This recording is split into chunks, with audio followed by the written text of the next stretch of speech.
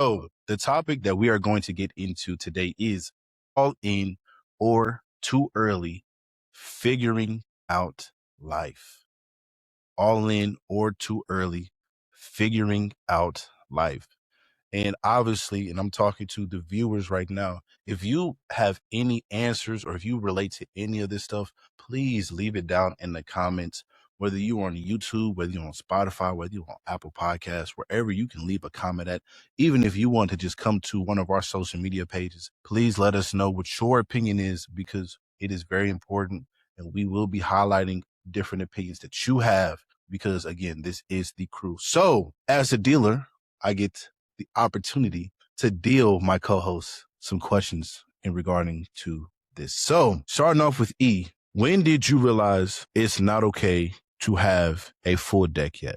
And so to translate this, when did you realize it is not okay to have life figured out? I mean, if I'm keeping a bean, that's something I still struggle with now, simply because I feel like you personally have goals. And when you make those goals, it's not essential, but basically you have those goals set for time periods, or you want to get these things accomplished in this amount of time. So naturally, you feel like if you don't get it done in that time, not necessarily that you failed or you're a failure, but you feel some type of way internally because you didn't achieve the goal that you wanted when you wanted to. I feel like it's something that I still struggle with, but once I figured out it wasn't okay and kind of was able to tell myself, okay, you all right, probably like maybe this year once I graduated college, because it took me a while. It took me 5 years because I was transferring due to sports, et cetera, et cetera. So my credits wasn't transferring with me, and I didn't know that. So I say once I graduated college, that's kind of when I was like, okay. And then my pops, he was like, most people at your age are in the same place that you are in right now. So once I kind of pick that up and understand, okay, I'm not the only one that feels this way. That's when I was kind of like, okay, I'm all right. So I still struggle with it, Yeah.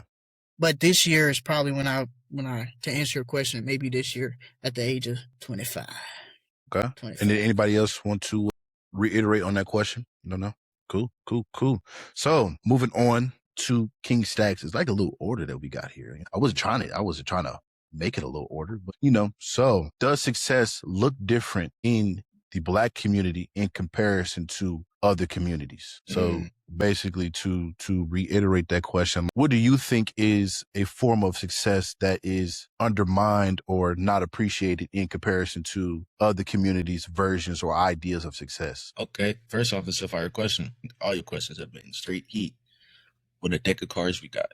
But I think in the Black community, success does look different than what I feel like, at least, we'll just say other communities view success. And I think that's because I think we tend to be a lot more materialistic. And I'm going to go back to my little soapbox I was on last week's episode when I was talking about music.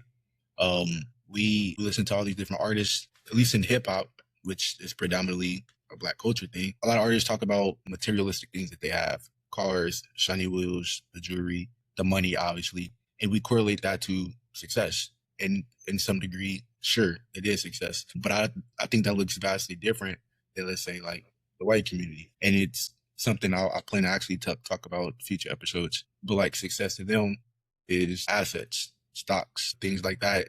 Or it could be just position in life. And that's obviously subjective to the individual. But to answer the question, I do think that it looks different in the Black community than other communities, because I think we tend to put a lot of value in materialistic things. And we tend to use that as a metric to gauge success, when I don't think that should be the case. I personally am trying to develop more of a mind state that reflects more of other communities, and not so much dwelling too much on the materialistic things, and really positioning myself and thinking about my future. And when I say positioning myself, doing the nitty gritty, the hard things, the uncomfortable things now, with the idea of what my future is going to look like in mind. The car I drive right now, the type of jewelry I get right now, does it fit that mold? And so hopefully that answers the question, but that would be my answer. Yeah. And so before I ask anybody else, before I ask y'all to chime in, so my follow-up question is, do you think that and you can kind of talk about it from a personal perspective. Do you think success is more personal or performative? Yeah, fire follow up. I think it stems from whatever motivates you, in all honesty, because what drives you, he touched on stacks, he touched on goals. Everyone places these goals on their life personally that they want to achieve. And that's a form of motivation. And you can, based on what drives that motivation, I think ultimately plays a big factor in what you view as success. Because if I'm internally motivated by wanting to prove all my family members wrong because they never believed in me, then just accomplishing the things that they said I wouldn't is a form of success to me. And I could be perfectly content with that. If my motivation is to put myself in a good position in life, then until I have X amount of stocks or X amount saved or this many assets, until I reach that, then I'm not successful until I've accomplished that. So I think I kind of lost the verbiage of your question, but my answer I want to say is I think it just really depends on what motivates you. And then you accomplishing that based off your motivation is or should be the gauge of your success, your personal success. Absolutely. If that makes sense.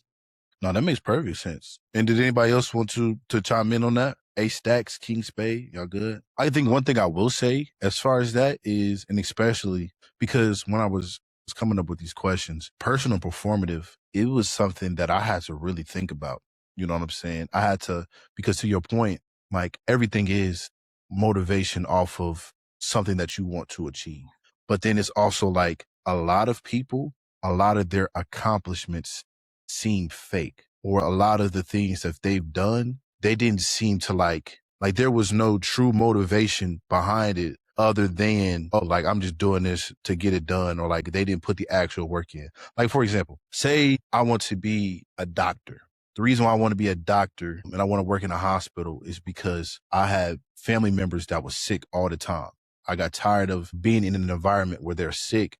And so I want to put myself in a position, learn medicine. I want to have every knowledge that I can in regard to the medical field. So that way I am at a position to where I can help people, because the doctors didn't know what was going on with my grandmother. The doctors didn't know how to heal my aunt. You know what I'm saying? And so I feel like in ways like that, that can be something that's personal. In regards to performative, I feel like an example for this is, I come from a 2-parent household, a lot of money, this, that, and the third. I really don't care about my future because I know my future is set because I come from something. So I'm going to just go ahead and, get a degree in this, that, and the third, and just go ahead and cruise through life and say that I've done this and have people think that I've worked towards this accomplishment when whole time, I probably was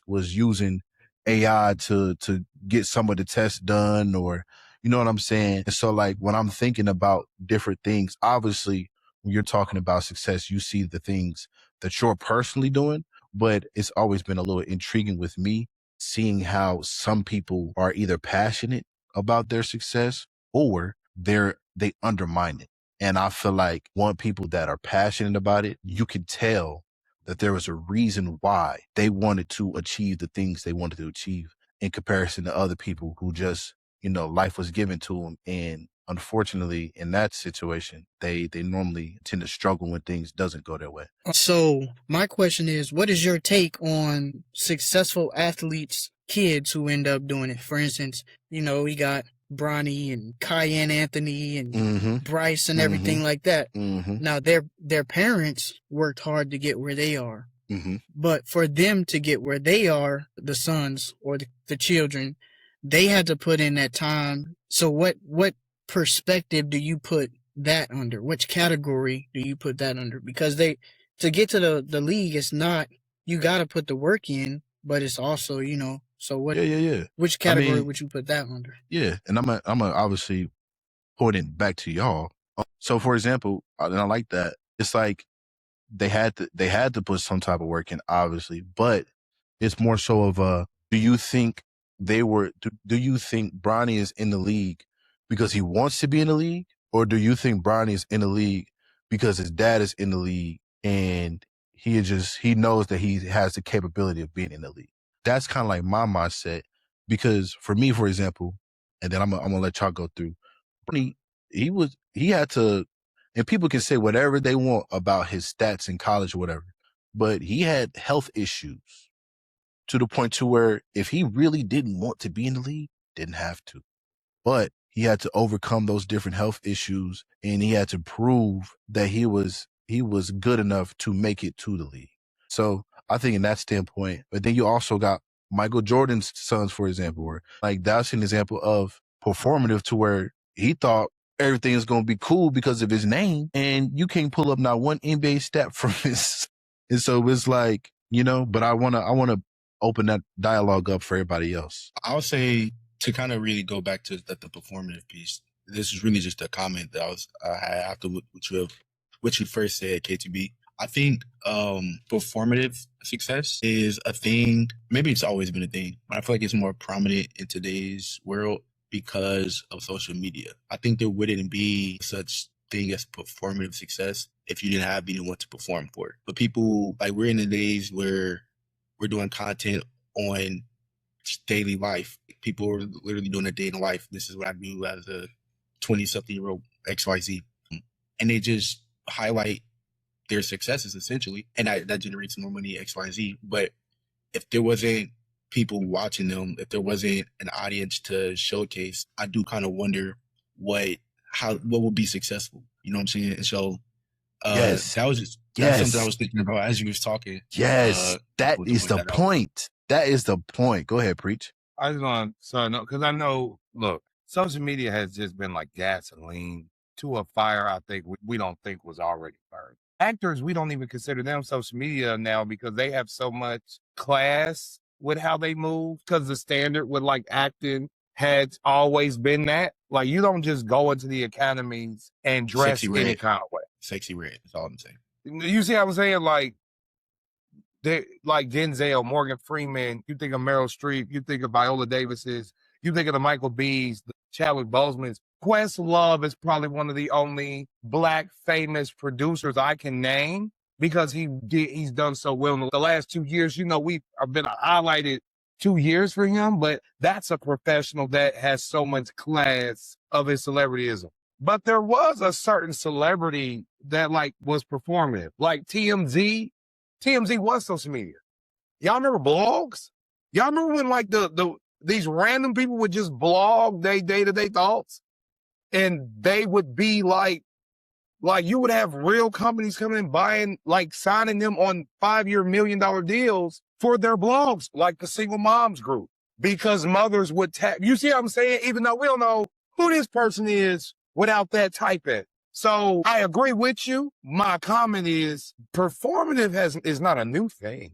It really is a long-gated thing that Facebook, then Twitter, then Instagram just took and blew it up, added kerosene to this flame. And now you also get it at a rate that they didn't get. See, Instagram, you might get 1 million views in one day off that 1 month. A blog, you might get 1 million views in the year, and they'll pay you for that back then, because 1 million people is great. But look, you can get 1 million today. You can get 1 million. You're about to get probably 2-3 million this week. It's the amount of exposure to these people. I don't think it's the idea of being exposed to these people, because that's what the app was for, sociability. That's what Zuckerberg kind of did it for, right? You can perform in front of anybody. Don't mean you good. You can have all the clout. It doesn't mean you that guy.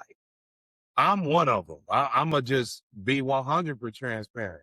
People call me preach all the time.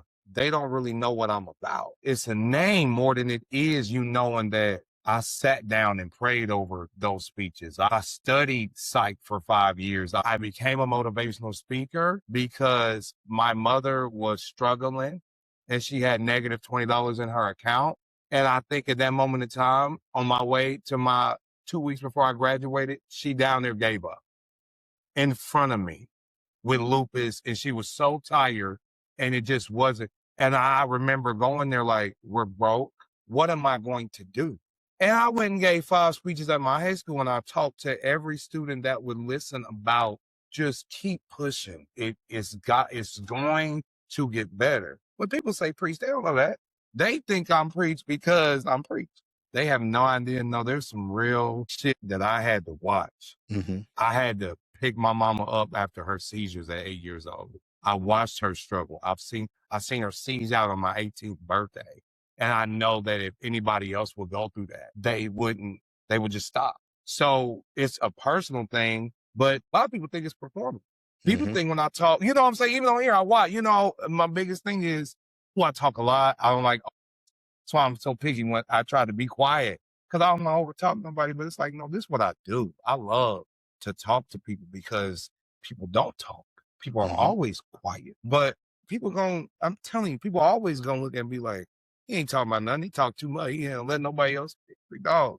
So I think performing is a real, tell you, you suck. Listen. You knew you was going. I gotta deal it, bro. I gotta deal, y'all, bro. You right. That's a fire question because I think we hear performative and we see a stage, and now people just automatically get labeled a star. Denzel said that to the interview he was in. He was said, we used to have to audition and earn the room. You have no fan base if you ain't been on no big stage and performed and done well. He said, now you just have to earn the audience. And most of these cats is coming in with a fan base. They don't have to prove nothing. So the question that I am dealing to you, Mr. King Spade, is, do you think people forget to check on the strong people, or do you think they're avoiding it on purpose? Do you think they genuinely are just like, they forget because they just know that they are, quote unquote, the strong person that they normally go to? Or do you think they avoid it for whatever reason? I think being a good friend is just like being a good human.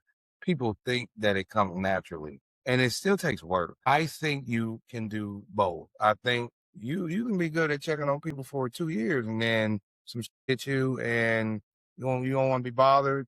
And because you don't want to be bothered, you like, well, I don't even want to be bothered. Why would I bother them? I've seen a lot of that. Like, bro, I was in a funk. I didn't want to bother you because I was, you know.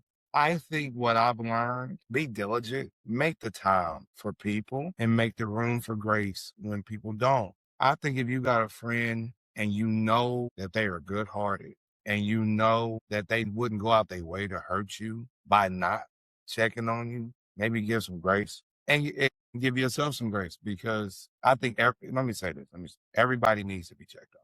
Everybody needs somebody to talk to. Everybody needs a good and proper support system. No one should be lone soldiering life. It's too gruesome. Why do I say that? The Bible. I'm a Jesus worshiper, so I'm gonna go with my king. It's not good for man to be alone. Now I think it's amazing that he specifies as man, because if you look at the suicide rate, it's 3 times higher than women. Most men who commit suicide in these egregious ways, you look at the statistics, their number one reason was loneliness. I didn't have anybody to talk to.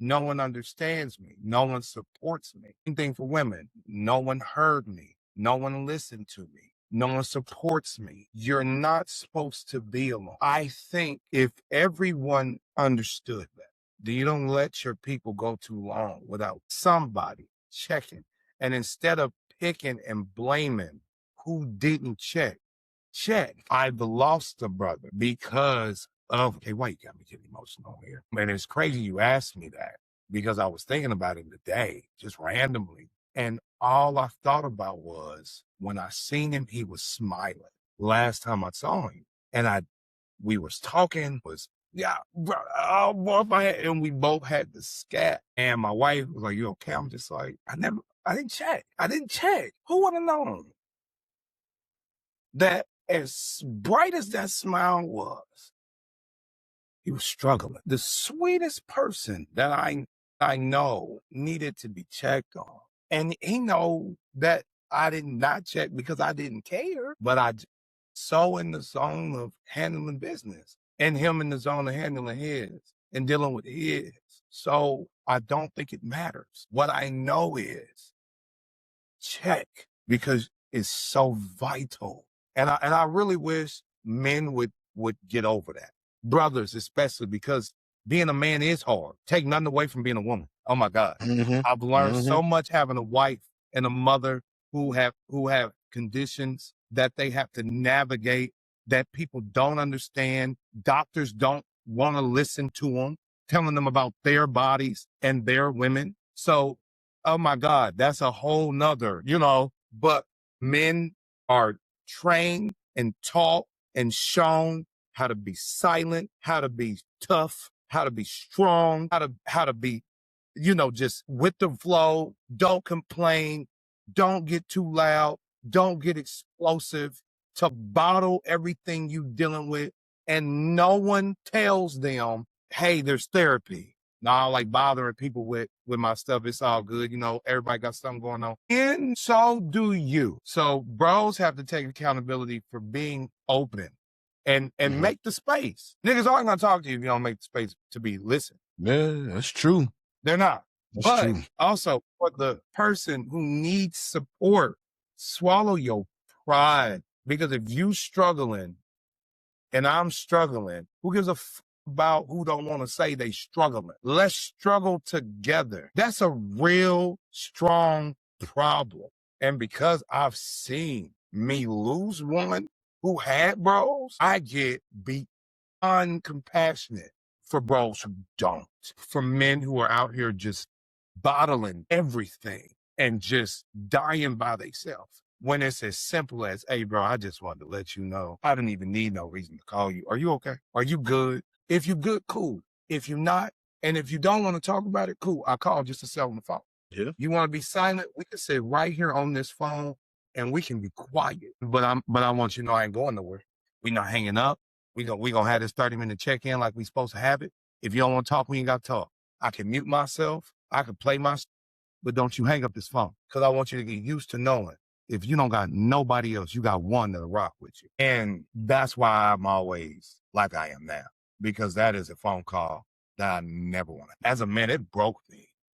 It broke me because I feel like had we known, had all his bros really knew what he needed, we would have been different. And that was something we had to come together and talk about. But the fact that that was the reason why we had all started checking on each other was because you don't want that either. So that for me will always be a different line. You know what I'm saying? And I'm Yeah. now getting to the point to where I can really be honest about it. I was Mhm. one of the bros that didn't know a lot about what was going on. And I take a lot of accountability for my phone work too. We always say like phone work both ways, but mine worked. And if they're worrying about if theirs worked, I could have just ensured mine did. That's a real soft spot for me. Mhm. And then I I want hear you, to bro. do better. That's true. That's real. And I'm glad that you brought that up, because being a strong friend is definitely tough. And I feel like a lot of us can relate to that, because all of us care about people. And when you are surrounded by people that care about people, who is checking in on you, who is making sure that you good, I can admit I struggle with as well, because as Preach was saying, it's like you also got to open up the space for people to come up and ask you how you doing. And I feel like, especially a lot of us, is like, it's so easy to say I'm cool or I'll get over it, this, that, and the third, but it's very difficult to actually say, listen, I'm not even gonna lie to you, my brother. It has been a tough week. I've had this. I've been laid off from my work. My grandmother is sick. I think it's really important that we allow ourselves to have conversations to the point to where we can actually start feeling more open enough and more comfortable enough to not just be the strong friend and be there for others, but allow others to be there for us. This is the last question that I'm going to deal myself. And if y'all have anything that y'all want to say, obviously I would love to hear y'all input. So with this one, it is regarding your identity with your struggles, your identity with your struggles. And so the main point that I want to talk about, and especially as I'm dealing myself in, is when pain becomes part of your identity, how are you learning to exist in peace and not chaos? When pain is a part of your identity, how are you learning to exist in peace and not chaos? And I see a couple reactions, and I know that might have tickled the brain a little bit, but just for me talking about it, I feel like when you go through the things that you go through, a lot of people say the pain and the struggles of life made them who they are now. For me, and for people that don't know, my grandmother, like, she passed away, 4 years ago. Wow. And it's like, I'm graduating college because of her. that pain that I identify with, it was because of that. But then it's also like, if we continue to utilize that as fuel, utilize that as motivation, utilize that as whatever, then when it comes time to be one with peace, how do you deal with it? How do you actually come into being in peace, being okay with the life that you're at, being satisfied with what you're doing right now? If your struggle disappeared tomorrow, who would you have become? I'm still trying to process, because it's so easy to get motivated off of something, but it is so difficult to do something you enjoy because you enjoy it. Pain is the price.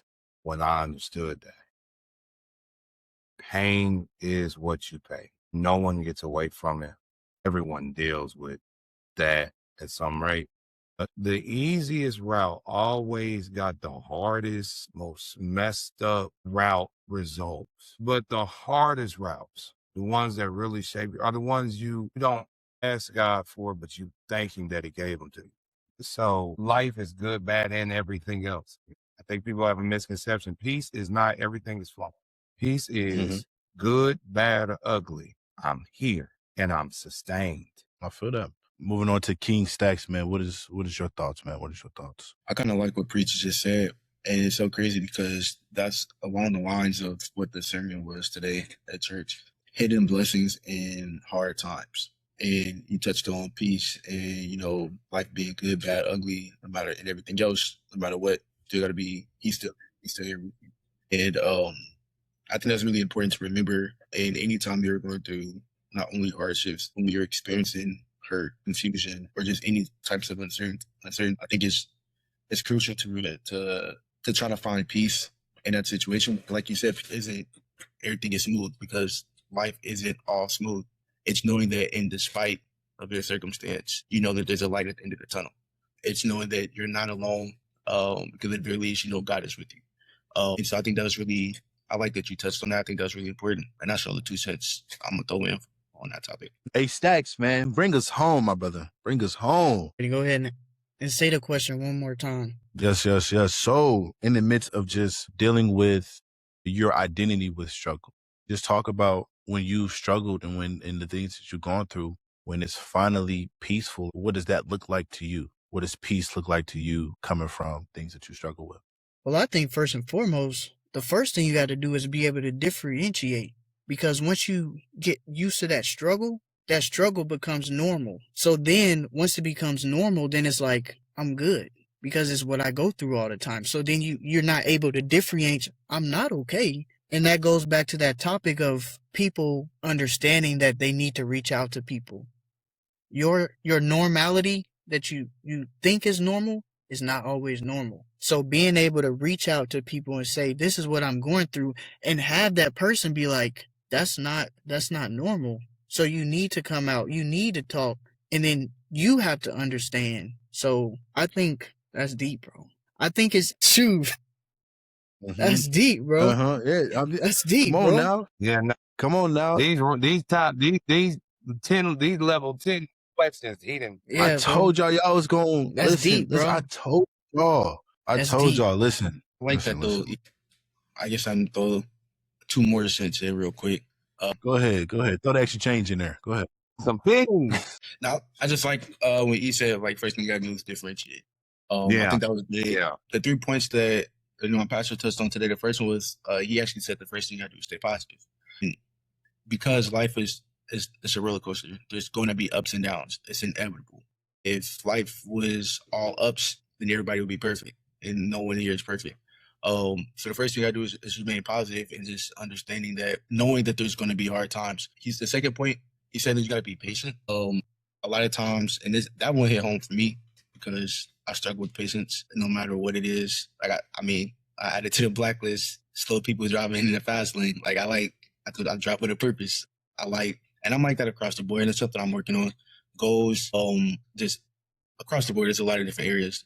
But specifically when you're in those hard times, when you're dealing with whatever the struggle is, you can oftentimes find peace not only in reminding yourself to be positive, but having that patience and knowing that it is a light at the end of the tunnel. And I think you cause more stress and pain and hurt to yourself when you're trying to trying to get out of it like fast. And a lot of times the pastor also said like God won't put you in situations he didn't think you can handle. So taking a second in the midst of the struggle, in the midst of the hardship, and really trying to seek what it is that you're supposed to get out of it. Because he also said that he wouldn't put you in a situation just to go through it. Like there's something that you're supposed to get out of that. And a lot of times, like you can find peace in knowing that how does it go? Every action is a positive or negative. Yeah. Equal Like, and positive reaction. yeah. God kind of works in the same way. Like there's never a situation, there's never a hardship or struggle that he's going to put you in where you're not supposed to, where he's not preparing you for something better, or there's not a lesson that he wants you to get out of it. And so taking a second in the midst of your circumstance and kind of remind yourself of that, I believe, can bring you a sense of peace. And the last thing he said, and I'm really done, was that you got to persevere. I feel like preach now. He said you got to persevere. And like, it's not going to be easy. It's not going to be smooth sailing, as I said before, but understanding that it's a process, having the discernment, the ability to remain positive in the midst of it, and persevering, I think those are really key to answer that question. I think those are key to finding peace in the midst of that struggle. And I think it will also provide a sense of security, happiness, and you'll be surprised how much more equipped you'll be for these hard times. Like hard times will start feeling less and less like hard times because you know who's in control. You know that trouble don't last always. There's a rainbow at the end of the story. You know what I'm saying? So that's that. I'm done. I know we out of here. Oh yeah. Cherry on it. Judging this discussion group, we judge as teachers. Well, judge debate and speech, and they come with so much prepared information on one discussion. And this little girl said something, and it blew my mind away because it was Socrates. You know, I'm a faithful person, so I don't really lean in the worldly quotes too heavy, but I think they come from real things. But she was like, one of the greatest things about humility that was presented from a world leader was Socrates when he stated, I know everything because I know nothing. And I thought that was just a brilliant way of saying, I'm always where I need to be, and I'm always moving where I need to move because I know I don't know everything, and I know nothing about what's coming. I have everything left to learn. And I think when you talk about how do you break from letting pain identify itself as you, or you identifying yourself as just a pain-driven person, is knowing that you don't know anything that you don't know. So embrace the space and embrace with grace so that you can enjoy the race. Do it.